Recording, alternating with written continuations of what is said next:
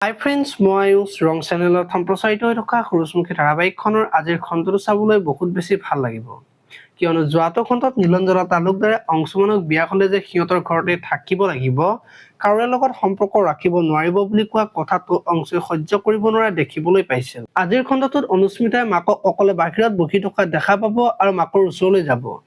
আৰু তেতিয়া মাকে তুমি বাবাৰ দৰে তুমিও মোৰ কথা নাৰাখা বুলি মাকে কান্দি কান্দি ব্লেকমেইল কৰিব আৰু তেতিয়া অনুস্মিতাই মই আৰু বিয়া নহওঁ, তোমাৰ লগতে সদায় থাকিম বুলি কোৱা দেখিবলৈ পাব।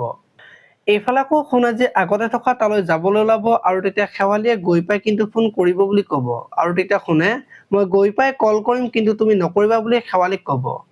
আৰু সোণ ঘৰলৈ বহুত দেৰিলৈকে নহা দেখি দেউতাকে চিন্তা কৰিব আৰু শেৱালিহঁতেও চিন্তা কৰি থকা দেখিবলৈ পাব। আনফালে আকৌ ত্ৰিদীপে আজি পৰি আগত ভাল পোৱাৰ আগত জেদ হিংসা এইবোৰ কোনো স্থান নাই বুলি কৈ থকা দেখিবলৈ পাব।